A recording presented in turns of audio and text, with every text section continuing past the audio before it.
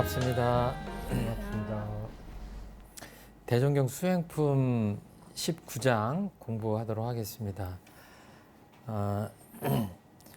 큰 테두리에서 다 마음 공부긴 하지만 정신수양에 관련된 내용이라고 생각하시면 될 것 같고요. 제가 한번 읽어드리도록 하겠습니다. 19. 대종사 이 순순에게 물으시기를 그대는 제가 공부를 어떻게 하는가? 순순히 사르기를 마음 안정하기를 주장하나이다.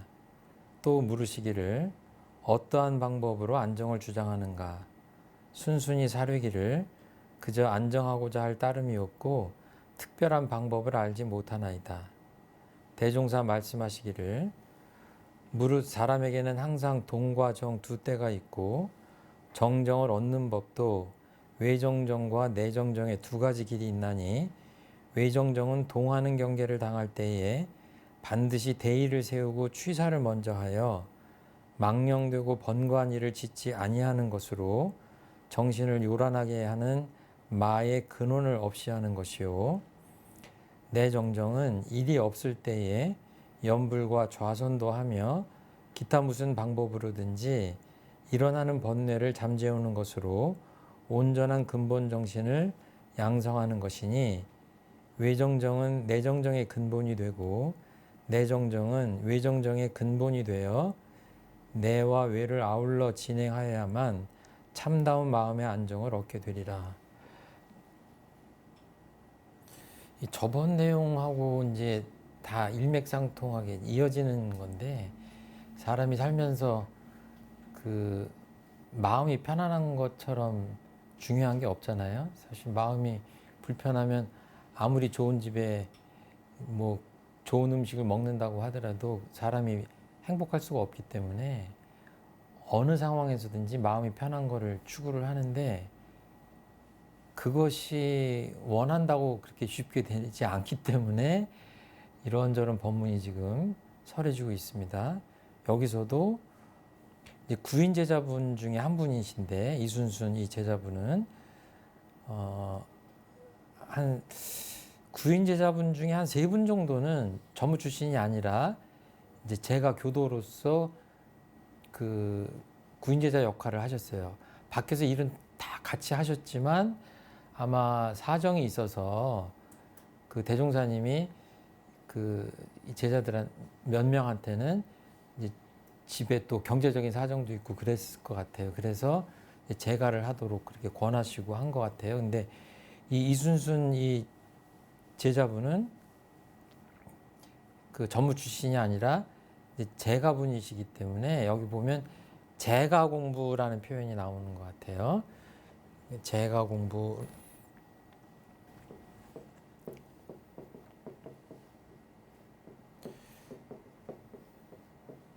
집에 있는 공부죠. 집에 있는. 반대는 출가 공부겠죠. 이게 무슨 특별한 개념이 있어서 말씀하신 게 아니라 그냥 집에 특별한 그 출가자가 아닌 보통 사람들이 그냥 평상시에 할 수 있는 집에서 하는 그런 공부라고 보시면 될 것 같아요. 그래서 요즘 말로 하자면 집에서 마음 공부를 어떻게 하고 계신가 뭐 이런 말로 바꿀 수 있을 것 같아요. 그러니까 지금 교도님들한테 제가 여쭤보는 수 있는 거예요. 요즘 댁에서 마음 공부들을 어떻게 하세요? 이렇게 거기 대답하는 거예요. 이제 제자분이 마음 안정하기를 주장하나이다 이렇게 하시는 거예요. 그러니까 이거는 이제 정신수양 공부를 하고 있습니다 하는 말과 같아요. 그러면 참 잘하고 있네 이랬으면 좋았을 텐데 그러면 어떤 방법으로 하고 있는가 라고 하시는 거예요. 이럴 때 대답하기 어렵죠. 그냥 안정하고 그저 안정하고자 할 따름이었고 특별한 방법을 알지 못하나이다 이렇게 하신 거예요. 사실은 뭐 겸손해서 이렇게 말씀하신 것 같긴 한데 문제가 있죠. 그렇죠? 예를 들어서 제가 요즘 마음이 불안해요. 그래서 마음을 안정시키려고 해요. 근데 방법을 모르겠어요. 그러면 이 마음이 안정이 되는 거야, 안 되는 거야? 안 되는 거죠. 안정이 되더라도 알 수 없는 이유로 안정이 되는 거 아니에요. 그러면 다음에 또 불안정하면 안정을 찾기 힘들죠. 이게 간단한 문답인 것 같은데 여기서 지금 공부거리가 지금 등장을 했습니다. 대종사님이 마음 안정하는 법에 대해서 지금 안내 말씀을 하시는 것인데 동과 정 이제 두 때가 있다고 말씀하시면서 이제 정정을 얻는 법도 외정정과 내정정의 두 가지 길이 있다 그랬는데 여기서 정정 그러니까 좀 어려운 말로 느껴지잖아요. 하나도 힘든데 어려운데 이거는 무슨 결정한다 그럴 때 정자고 요거는 고요할 정자예요. 그러니까 좀 쉽게 표현하면 마음이 안정됐다고 할 때 이렇게 여기다 편안한 안자를 쓰면 마음이 안정됐다 이렇게 보시면 되고 이거는 고요하다 이거는 아시잖아요. 그렇죠? 그러니까 마음이 안정되고 고요한 그 상태를 말하는 거예요. 그러니까 정신수양 공부를 잘하는 면 마음이 안정돼서 불안하지 않고 또 요란하고 시끄럽지 않다는 얘기예요. 얼마나 좋아요. 그렇죠? 그런데 요거를 둘로 나눠서 여기 내정정, 외정정부터 하셨나요? 외정정. 예. 외정정, 이제 내정정. 이 두 가지로 설명을 해 주셨어요. 마음의 안정과 고요함을 얻는데 크게 보면 두 가지가 있다. 나누자면 이제 이거 하나는 동할 때 하나는 정할 때 이렇게 보셔도 되고 안팎으로 나눠서 외정정 내정정으로 보셔도 돼요. 그래서 일단 설명을 본문 위주로 하면 외정정은 어떻게 한다고요? 그러니까 일이 있을 때 동할 때 하는 건데 그때 어떻게 하냐면 경계를 당할 때에 반드시 대의를 세우고 작업 취사를 먼저 해라. 그 말은 뭐냐면 전 시간에 공부했던 거랑 똑같은 맥락입니다. 경계가 어떤 일, 상황 이런 게 이제 여기 이제 내가 있다고 하면 이것에 응해서 내가 심신작용을 할 때 정말 그 편안, 안정되고 마음이 고요한 그 정신수양을 잘하려면 무엇부터 해야 되냐? 작업 취사부터 잘해야 된다는 얘기예요. 그러니까 저번 시간에 공부하는 걸로 생각하면 정당한 일 쪽으로 취사 선택해서 행동하라는 얘기입니다. 먼저 이것이 돼야 그 안정을 얻을 수가 있다. 정정을 얻을 수가 있다 보시는 거예요. 그러니까 이거를 잘 해야 망령되고 번거한 일을 짓지 아니하는 것으로 정신을 요란하게 하는 마의 근원을 없애는 것이다. 이거는 뭐 악마 그럴 때 마가 아니라 글자는 그렇지만 그릇된 것, 맞지 않는 것 또는 온전한 정신을 방해하는 것 여기서는 뭐 망령과 잡념 이런 것들을 다 넓게 마라고 보시면 되는 겁니다. 그러니까 제가 지금 아무 일도 안 하고 잠시 5분 동안 쉬려고 그래요. 이거 제가 그래도 뭐 교무로서 늘 정신수양을 하고 무의선도 하고 그러니까 5분 동안 쉰다고 하는 것은 아무 생각도 하지 않고 그냥 마음을 텅 비우려고 하거든요. 그런데 저번 시간에도 말씀드렸듯이 생각하지 않으려고 하잖아요, 지금. 생각하지 않으려고 하는데 자꾸 어떤 생각이 침범해요. 안 해도 될 생각이 자꾸 나고 잡념이 자꾸 들어와요. 떠올라요. 그럼 뭐예요? 정신수양에 실패하는 거죠. 근데 가만히 봤더니 내가 능력도 없는데 어떤 분이 막 보증을 서달라고 해가지고 보증을 서줬어요. 근데 그 사람 알고 보니까 그때는 몰랐는데 믿을 만한 사람이 아니야. 마음이 안정되지 않는 거예요. 이거 큰일 나겠는데? 그러면 이 불안의 원인이 뭐예요? 보증을 잘못 쓴 거죠. 잊어버려요? 그냥 내가 잊어버리고 살아야지. 그게 안 된다는 거예요. 안 된다는 거예요. 재산이 날아가게 생겼고 내가 길거리로 나가게 생겼다. 그때도 편안하게 있을 수 있는 사람이면 그거는 정신수양을 잘하는 사람인지 안 된다는 거예요. 예? 물론 그 상황에서도 일심을 챙겨서 정신수양을 잘해서 사리연구 잘해서 역경을 헤쳐나가게 되긴 하지만 근본적으로 그 사람의 삶이 불안하고 요란하고 마음이 괴로운 것은 그 사람의 행동을 잘못했기 때문이란 거예요.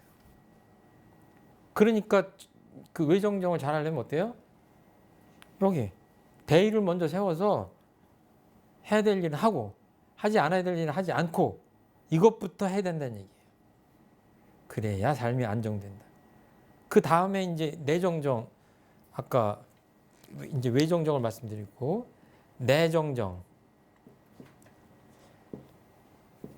이 내면, 내 내면이 안정되고 고요하려면 내면이 안정되고 고요하고 바깥으로도 그러면은 뭐 극락이죠. 이렇게 되려면 어떻게 해야 되냐? 일이 없을 때 염불과 좌선도 하며 기타 무슨 방법으로든지 일어나는 번뇌를 잠재우는 것으로 온전한 근본 정신을 양성하는 것이니, 이거는 표현만 다를 뿐이지 정신수양 과목에 나오는 정전의 표현과 거의 대동소이해요. 그러니까 보통 사람들이 염불도 하고 좌선하고 명상하고 하는 거는 다 어느 쪽 공부였어요? 외정정과 내정정 중에 내정정, 내 내면의 그 심지의 안락, 마음의 편안함, 고요함을 추구하는 공부만 했던 거예요. 그러니까 이 외정정, 내정정 법문을 보고 나니까 어때요? 내정정만 해서는 되는 게 아니구나. 그리고 또 외정정만 해서 되는 것도 아니구나. 이 내외가 아울러져야, 여기 지금 그렇게 나오잖아요. 내외를 아울러 진행하여야만, 이 표현을 뭐라고 그래요? 한자로 표현하면 내외를 아울러서 진행을 잘 하면은 뭐예요? 내외가 겸전된다고 그러죠. 예. 그 아까 동정 이런 거는 동정 이리어하고 그런 식의 표현. 참다운 마음의 안정을 얻게 되리라. 물질적 풍요가 정말 엄청나게 발달을 하고 있죠. 증진되고 있는데 사람들의 이 마음의 안정, 평화로움 이런 것들을 생각하면 거기에 비례하는가? 그러니까 앞으로도 이 물질 문명이 발달함에 따라 이런 그 마음의 평온함, 편안함 이런 것에 대한 요구는 훨씬 더 많아질 수도 있다. 왜냐하면 물질적 풍요하고 마음의 이 평온함 이런 것들하고는 비례하지 않습니다. 어떤 조건은 될지언정 비례하지 않죠. 그리고 어떻게 보면 욕망할 것들이 더 많아지기 때문에 마음의 안정을 얻기가 더 어려워지는 그런 추세로 갈 수도 있다. 첫 번에는 이 법문을 외정정 말씀하실 때 뭐를 세우라고 그랬지? 아까 대의를 세우라고 그랬거든요. 좀 특이하잖아요. 내 삶이 의로워야 됩니다. 정의로워야 되고, 이건 쉬운 말로 하면 바른 길을 찾아가야 내 마음도 따라서 안정된다 이렇게 보시는 거예요. 저번 시간에도 말씀드렸지만 범죄나 부당한 일을 저지르고 나서 마음이 좀 안정되기를 바란다. 도둑질을 잘하고 나서 내 마음이 안정되고 고요하고 편안하길 바란다. 정말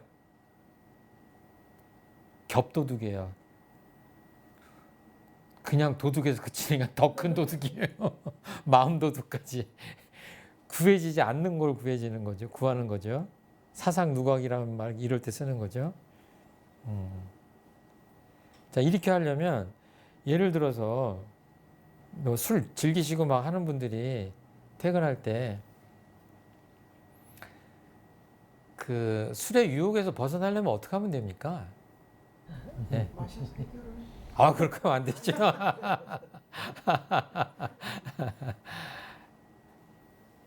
내가 좀 술을 끊고 좀 삶을 좀 조촐하게 가져가고 싶다. 그리고 술로 인해서 생기는 여러 가지 문제들이 있잖아요. 술만 먹는 게 아니라 또 뭐 그 여러 가지 뭐 그 수렁에 빠지는 코스가 있잖아요. 그러지 않으려면 어떻게 하면 돼요? 좌선을 다 해가지고 마음을 안정시키고 그게 아니란 얘기예요.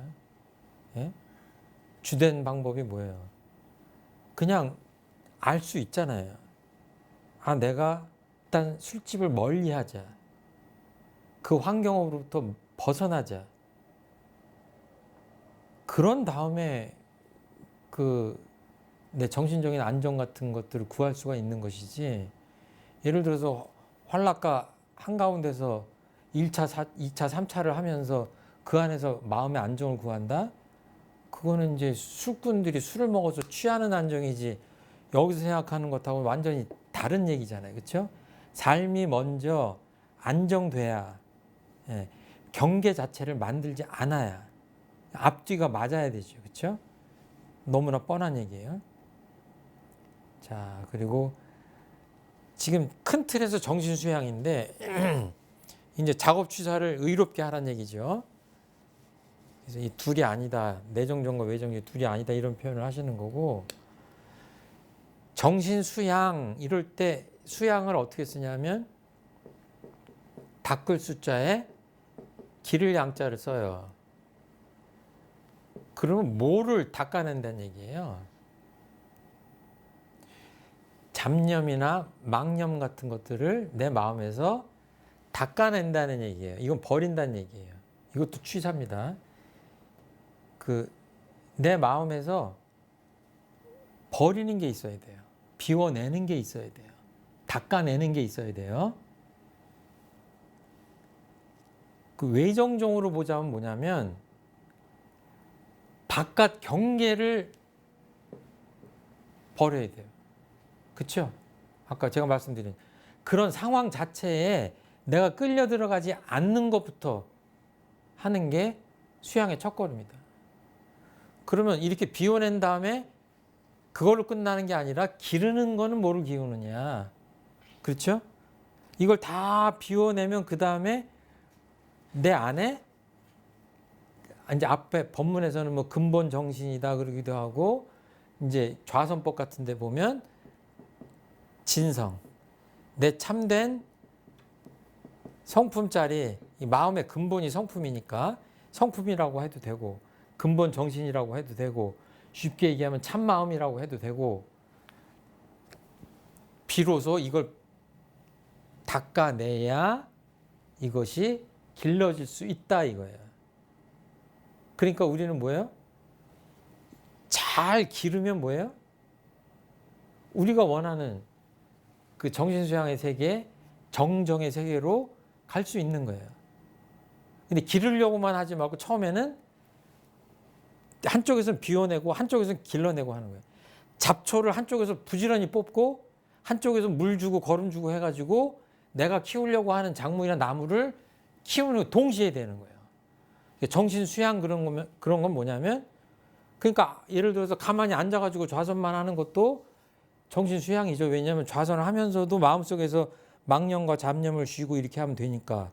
근데 예를 들어서 아까 내가 행동을 엉망으로 해놓고 조용히 앉아서 좌선만 한다. 그건 뭐예요?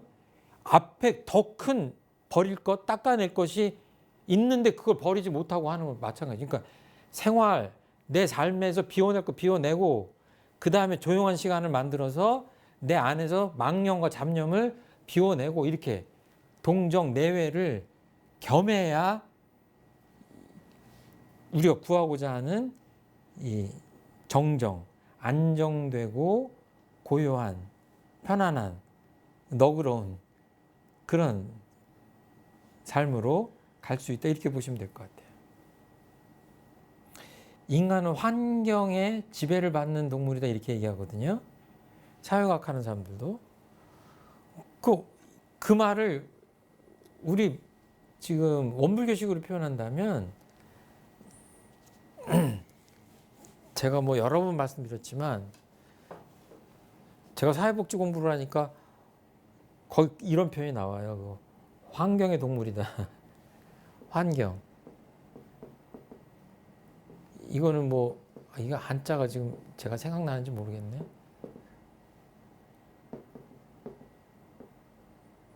환경.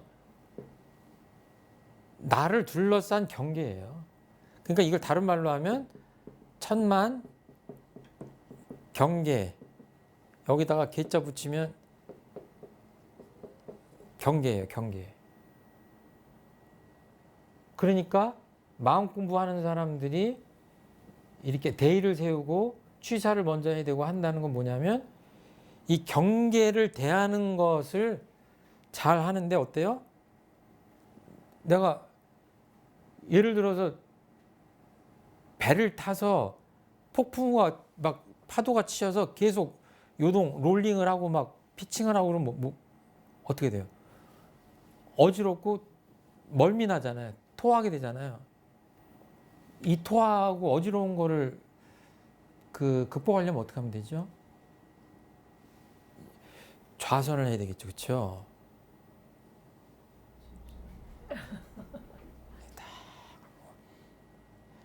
제가 울릉도를 한번 울릉도 개척교화를 한번 할까 그래가지고 청운의 꿈을 품고 한번 답사를 아무도 모르게 간 적이 있거든요. 가다가 접었습니다. 그 꿈을. 너무 심하게 배멀미를 해가지고 야 여기서 사시는 분은 어떻게 이 배를 타고 가는가. 제가 태어나서 그렇게 심한 배멀미를 해보면 처음이에요.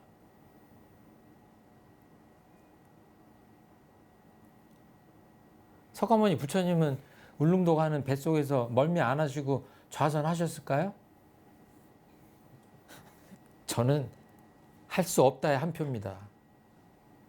강한 한 표입니다. 멀미를 안 하시려면 어떻게 하면 돼요? 그 중간에 내리면 참 좋은데 중간에 내리면 바다니까 그 배를 타지 말아야 되고 정말 날씨가 좋을 때 타야 되고 비행기를 타든지 다른 방법을 취해야 되는 거예요. 외정정입니다. 표현하자면 바깥 그 경계에 대해서 내가 일단 그 취사를 잘 해야 그 다음에 그렇죠? 험한 바다에서 배를 타고 멀미를 안 하려고 하는 것과 같은 그런 수양을 해서는 곤란하다. 그러니까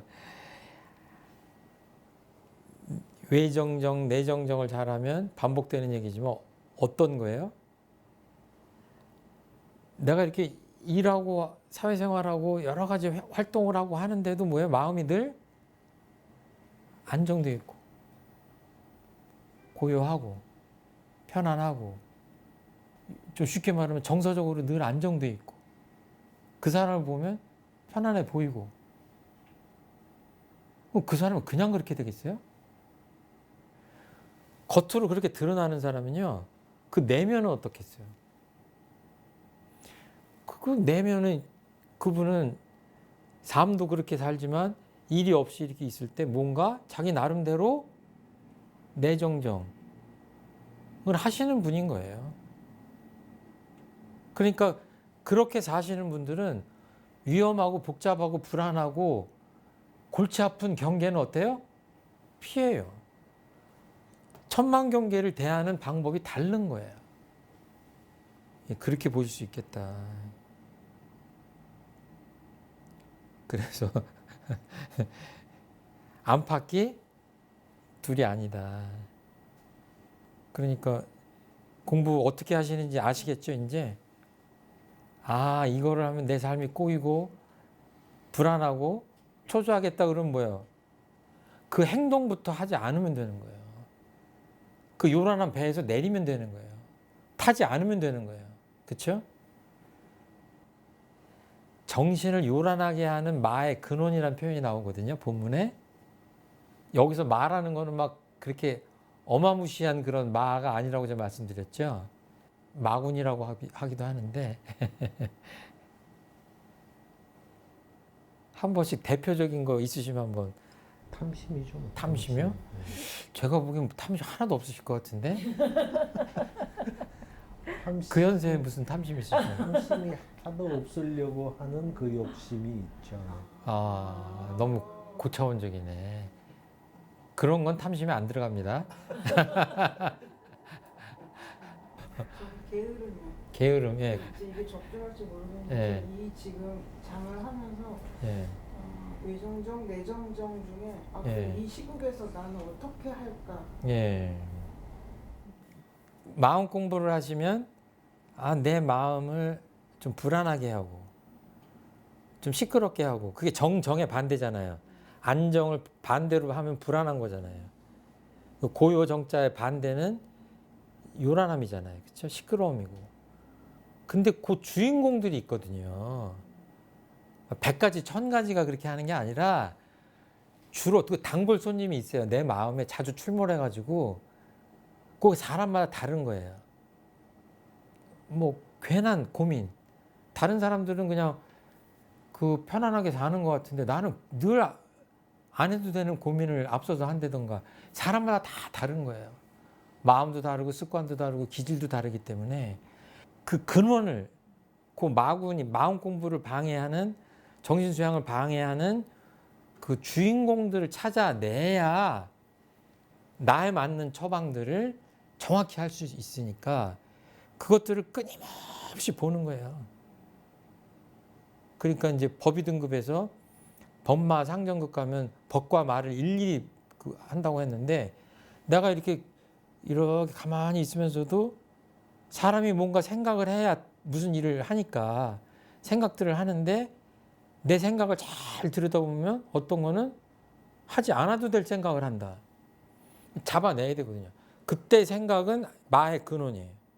그리고 이제 이런 그 아닌 생각들의 근본을 가면 뭐 아까 말씀하신 대로 탐심, 진심, 치심 뭐 이런 것들로 수렴되죠. 예. 그런데 아무튼 거기서 주로 나한테 나타나는 것들, 출몰하는 것들을 그 마구니들을 잘 적발을 해야 예, 내가 안정을 얻을 수 있다. 이제 그렇게 할 수 있을 것 같아요. 그러니까 제가 여기 질문에 일이 없을 때도 주로 일어나는 번뇌는 무엇인가요? 이랬거든요. 그러니까 마음 공부하는 분들은 일이 없을 때도 뭘 하면 돼요? 이런 거 하면 돼요. 아, 내 마음을 가만히 보고 있으면서 아, 안 일어나도 되는 번뇌가 일어나네? 왜 일어나는 거야?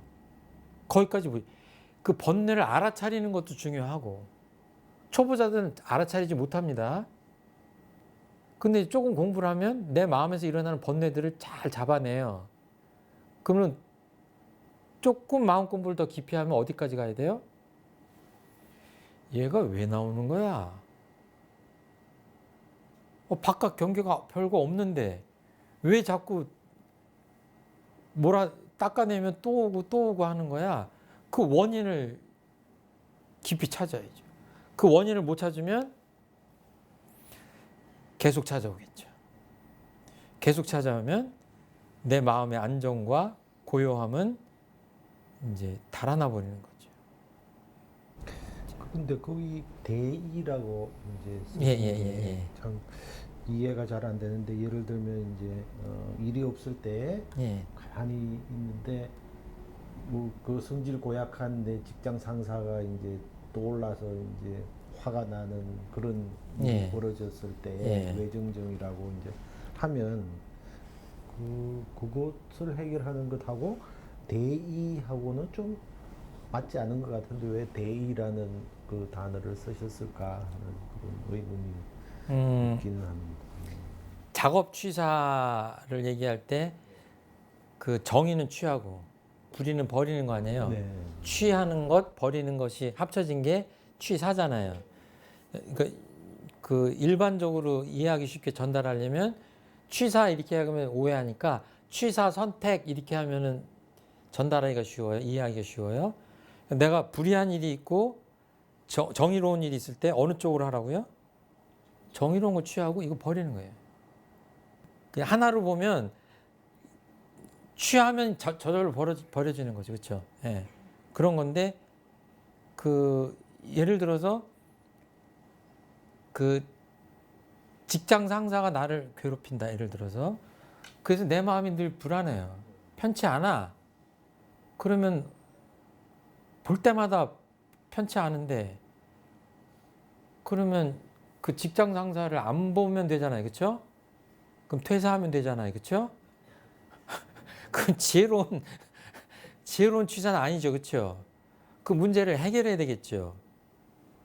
그 원인이 뭔지 부터 찾아야 되고 그리고 예를 들어서 그 직장 상사가 정당하게 나를 불편하게 할 수도 있죠. 내가 업무 역량이 떨어진다든지 뭐 대인관계가 원만치 못하다는 어떤 나의 원인이 있다면 그거를 직장 상사가 지적을 하거나 가르쳐 주려거나 지정하려고 하면 마음이 불편하겠죠. 근데 이 상황은 뭐예요? 올바른 상황이에요? 잘못된 상황이에요? 이 직장 상사가 불의한 사람이에요? 정의한 사람이에요? 정의로운 사람이에요? 크게 보면 뭐 더 부드럽게 해주면 좋겠지만 큰 틀에서 보면 의롭냐 안 의롭냐 그러면은 불의한 분은 아니다 이거예요. 그럼 그때에 이 외정정 하려면 어떻게 해요? 대의를 세우려면 감수해야죠. 아 이건 나한테 문제가 있는 거구나. 그러니까 반대라면 예를 들어서 이제 복잡해지죠. 아 정말 퇴사를 해야 될까? 저 사람하고 법적으로 분쟁을 해서라도 일을 정의 불의를 가려야 되나? 수많은 게 있었는데 뭐 지금 상황에서는 그걸 다 말씀드릴 수가 없는데 그렇게 해서 만약에 이제 아까 그런 상황이라면 내가 마음을 탁 접고 아 내가 힘들어도 받아내고 부당한 지시가 아니니까 따르고 나한테 요구하는 것이 내가 수용해야 될 것이니까 내가 역량을 키우고 마음도 좀 고쳐먹고 해야 되겠다라고 마음을 딱 하면 뭐예요? 대의를 세우는 거죠. 그러면 그 세우기 전과 세운 후의 삶은 다르죠. 당장은 힘들지 모르지만 며칠씩 지나면 확 상황이 변화되고 어떻게 보면 처음에 힘들었지만 그 인간관계도 그 정리가 잘 되고 예, 그 상화하는 관계가 될 수 있는 거죠. 그러니까 그것 없이 맨날 그냥 끙끙 앓기만 한다. 대의를 못 세우는 거죠. 그렇게 하면 안 되는 거죠. 외부적인 경계는 옳으냐 그르냐 정의냐 불이냐 이거를 생각해서 의를 딱 취해야 오른쪽으로 그렇게 생각하시면 될 것 같아요.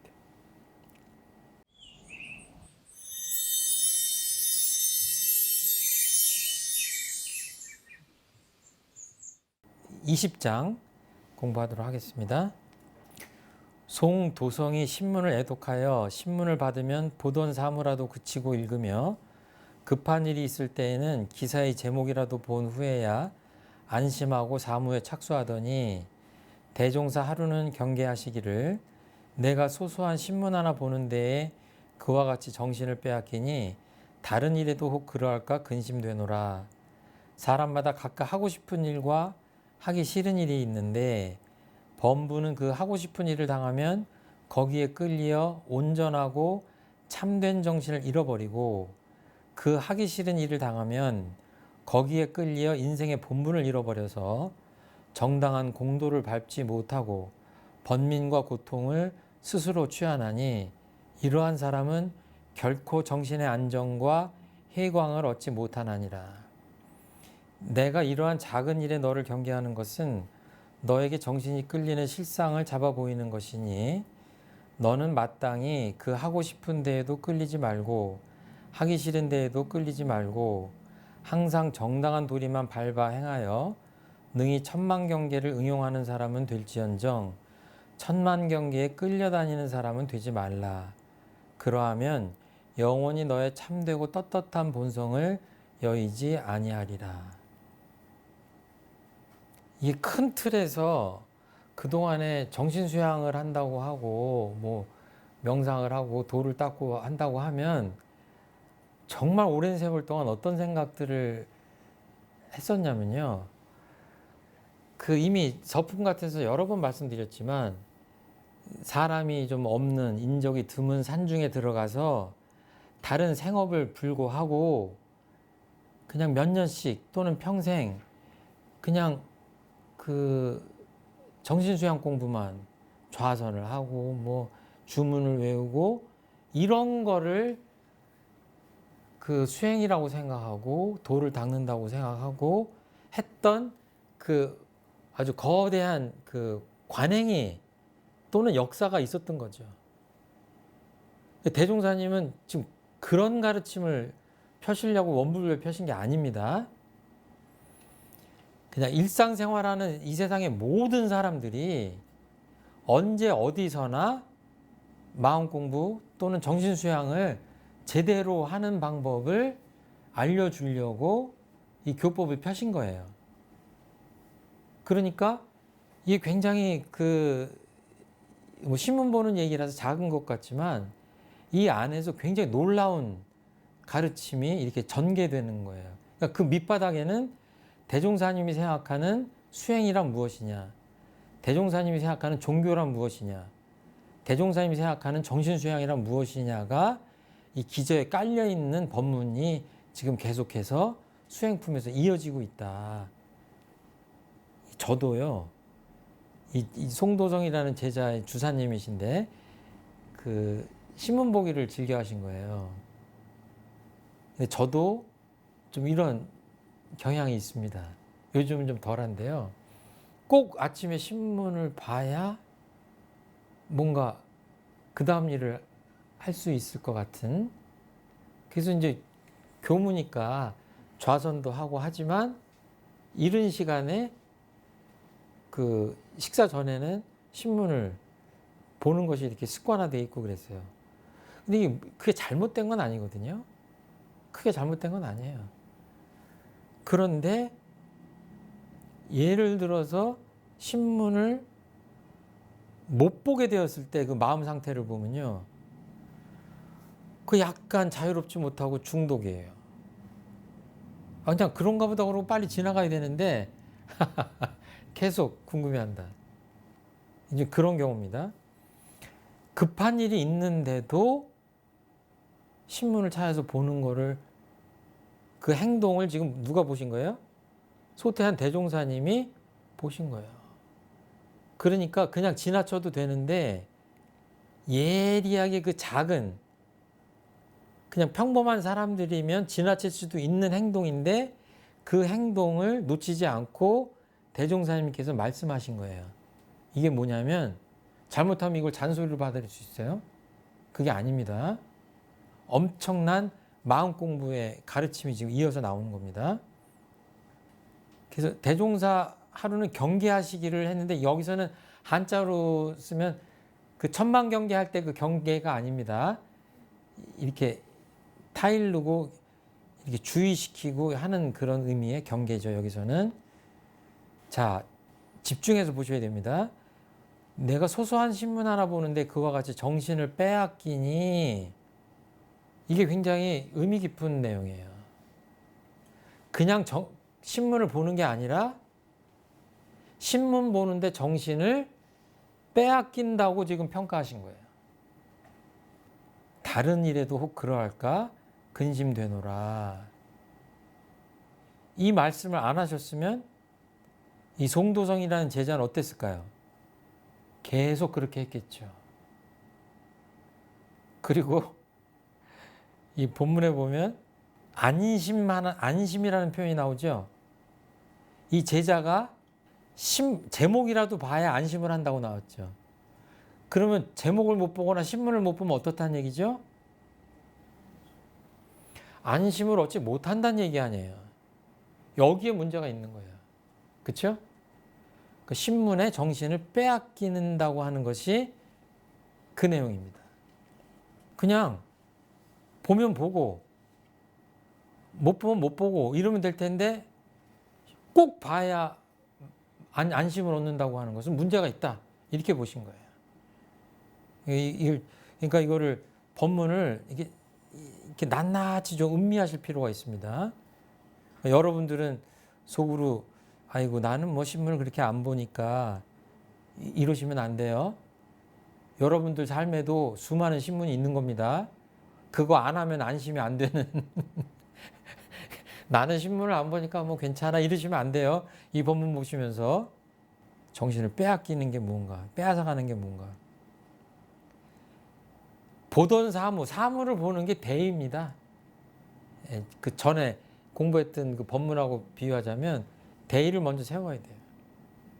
자, 그리고 여기 중요한 표현이 나오는데 지금 이 정신을 신문에 빼앗겼는데 이 마음이나 정신이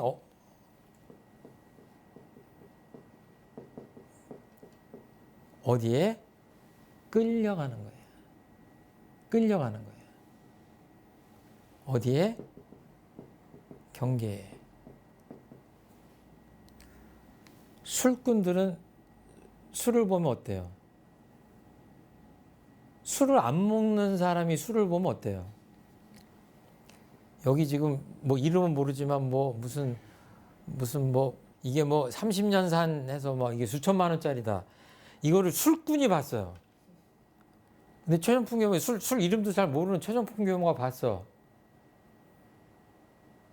결과 같아요? 다르죠. 최정품 교무는 이거 수천만 원짜리인지도 모르고 맛도 추측이 잘 안 돼요. 술을 즐겨하지 않으니까. 근데 술꾼들은 뭐예요? 이건 반드시 저 병뚜껑은 내가 따야 된다. 저 맛을 봐야. 이거 못 따고 지금 집에 왔어요. 잠을 이룰까요? 내가 다음에 또 가서 저 병뚜껑을 내 친구하고 같이 따야지. 다른 겁니다. 그러니까 이 경계가 내 마음을 끌어가는 거예요. 내가 끌려가는 거예요. 이 술에 끌려가는 겁니다. 이게 마음 공부의 첫걸음이고 정신수양의 첫걸음이에요. 그런데 마음 공부를 대충대충 하면 뭐예요? 내 마음이 어디에 끌려가는지조차를 알아채지 못해요. 이건 정말 큰 문제죠. 거기까지는 가야 됩니다. 그래야 그 다음에 마음 공부를 챙겨서 할 수 있다. 그래서 뭐 끌려가기 시작하면은 좀 교리적으로 좀 크게 얘기하면 개교의 동기에서 뭐가 나오냐면 물질의 노예 생활이 된다고 하거든요. 노예가 된다고 표현이 되잖아요. 일로 와 그러면 일로 오는 그런 존재가 노예잖아요. 그러니까 이 술병이 이 술꾼한테 뭐예요? 나한테 와 이러는 거죠. 근데 술꾼은 어때요? 끌려가죠. 그럼 문제가 있는 거예요. 그럼 그 다음에 삶이 어떻게 되겠어요? 정당한 공도를 밟지 못하고 이거는 뭐 아까 대의나 마찬가지죠. 마땅히 가야 될 공변된 길을 가지 못하고 삿된 길로 가니까 번민과 고통을 스스로 취하는 거예요. 삶이 이러면 어떻게 정신의 안정과 지혜의 광명을 얻겠습니까? 여기 해광이라고 했잖아요. 이거는 그냥 연결되어 있는 거예요. 하나로. 근데 이런 것들을 자기 삶을 그냥 대충대충 살면서 마음의 안정을 얻고 지혜를 얻겠다? 모순이냐? 앞뒤가 안 맞는 얘기입니다.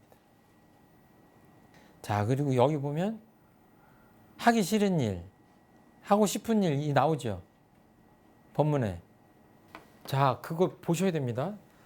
내가 하는 이 심신작용을 늘 보셔야 돼요. 밥상에 반찬이 여기 지금 10가지가 지금 내 앞에 있다. 내가 어떤 반찬을 좋아하고 어떤 반찬을 먹기 싫어하는지 아세요, 모르세요? 알죠? 영양을 골고루 섭취하는데 그 취향이 영향을 미칩니까, 안 미칩니까? 절대적으로 미치죠. 수많은 의사들이 성인병을 얘기하면서 식습관을 얘기하잖아요. 근데 철든 사람은 알아요. 내가 몸에 좋은데 이 채소는 먹기 싫어. 고기는 그만 먹어야 되는데 먹기 좋아. 인생을 간단하게 생각하면 거기에 달린 겁니다. 이치를 따지면 간단하다. 그런데 한 번 더 생각하면 내가 어떤 일을 하고 싶고 음식이 아니라 어떤 일을 하기 싫어하고 어떤 일을 하기 좋아하고 이렇게 있잖아요. 취향이. 거기까지는 알았어요. 그럼 아까도 말씀드렸지만 거기서 한 걸음 더 나가야 되죠. 왜 그런 거예요? 직장에 10명의 사람이 있는데 그 중에 저 2사람이 싫어요.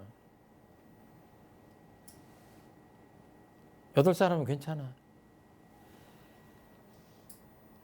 정말 문제는 싫은데 내가 저 사람을 싫어하는 이유를 정확히 파악하지 못했을 때 그 인생은 풀리지 않습니다. 그렇죠? 제 말이 맞죠? 왜? 인과관계를 모르는 거 아니에요. 그 싫은 사람하고도 함께 일을 해야 되는데 어떤 나도 모르게 핑계를 대가지고 안 하려고 한다. 그 미치는 영향들이 보이지 않게 많거든요. 근데 근본적으로 내가 저 사람을 왜 싫어하는지를 그 원인을 모른다면 치료 방법도 없는 거예요. 대안도. 근데 예를 들어서 원인을 알고 어마어마한 이유가 아니라 그야말로 무슨 전생서부터 미워했다 이런 게 아니라면 저번에 무슨 일이 있었는데 내가 뭔가 자존심이 상한 일이 있었다. 알아채야 돼요. 언제부터 싫은 마음이 왔는가. 그러면 그걸 바로 잡을 수 있잖아요. 인생이 달라지죠. 예. 예, 그것들을 탐구해야 된다.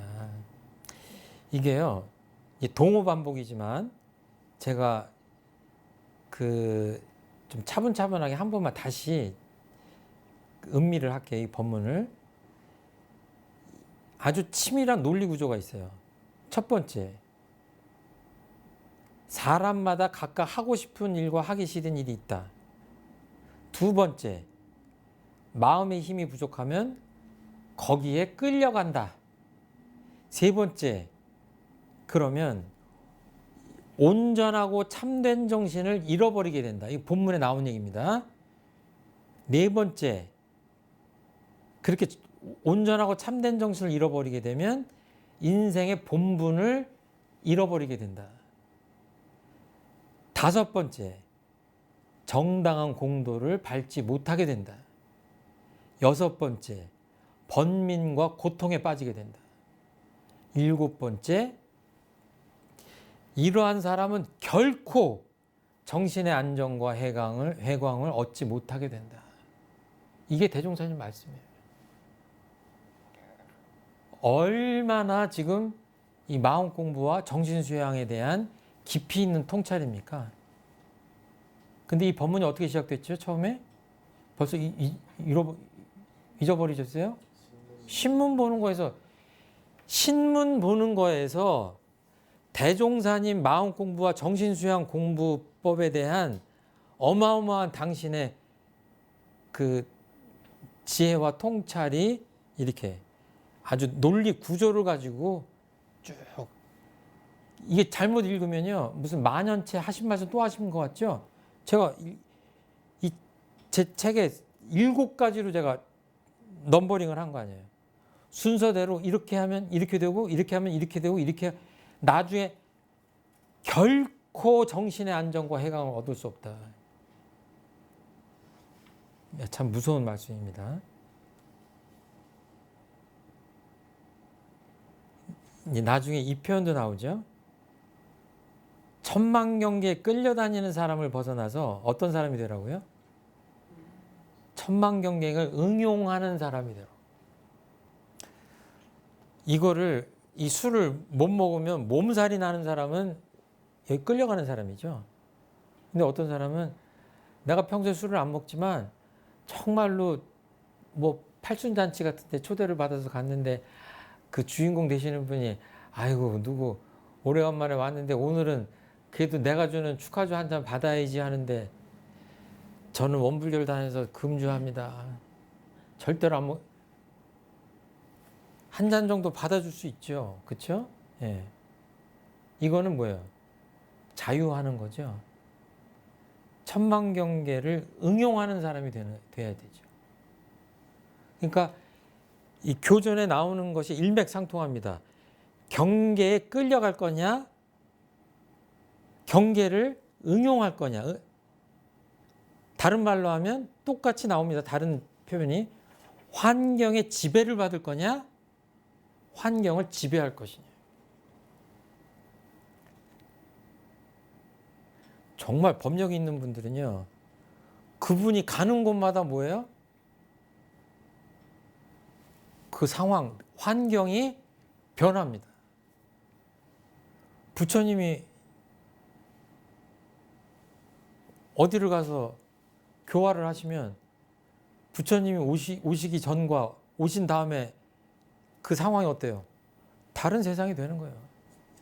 예를 들어서 소태한 대종사님께서 그 궁벽한 산골에서 제자 9명하고 언두 맞고 엄청난 성업을 하셨잖아요.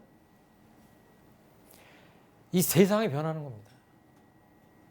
구세주, 주세불 이런 분들의 그 출현이라고 하는 건 뭐예요? 한 고을, 한 마을, 한 국가 단위가 아니라 시간이 걸리긴 하지만 이 세상이 바뀌는 거예요. 힘이 없는 중생들은 뭐예요? 어떤 상황에 속하면 거기에 지배받고 끌려가지만 힘이 있는 부처님들은 환경을 지배한다. 천만경계를 응용해버린다 이거예요. 선용한다 이거예요. 우리가 그 정도까지 가야 되지 않겠냐. 자, 여기까지 말씀드렸고요. 느끼신 점이나 질문하실 거 있으면. 그 요장은 앞에 장보다 훨씬 더 실행하기 어려운 장이 더 어려운 것 같아요. 예. 왜냐하면 예를 들어서 다이어트를 한다고 하면 예.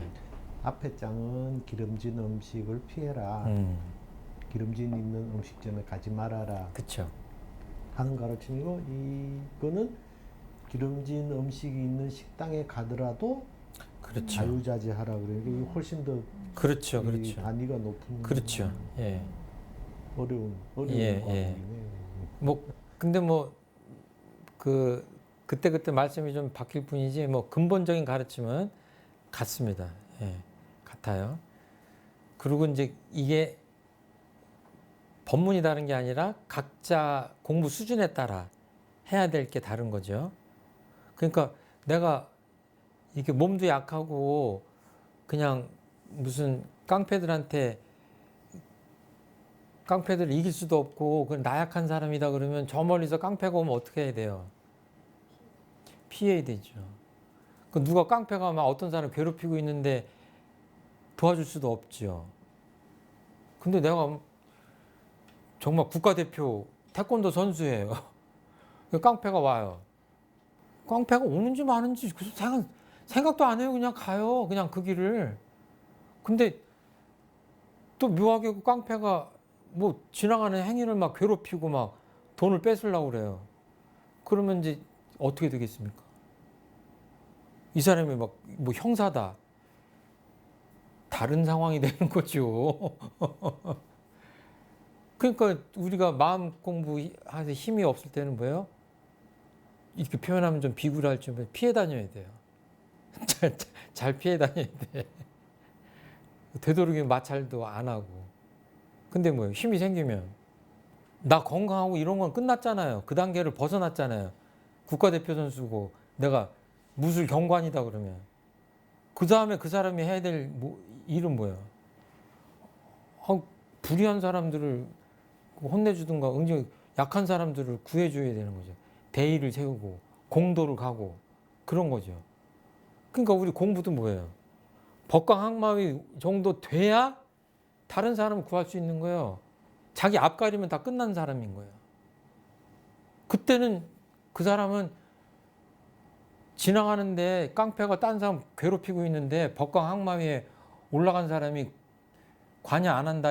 아까 그 태권도 선수가 관여 안 하는 거랑 똑같은 거예요. 이 세상 사람들이 주변에 많은 마음의 고통과 불행을 겪고 있는데 그 법력을 갖춘 도인이 가만히 있는다? 그 직무유기와 같죠. 이 세상을 위해서 뭔가 일을 해야죠. 예. 그러니까 법문에도 차이가 있지만 그 공부 수준에 따라 다르다. 예, 여기까지 마치겠습니다. 감사합니다.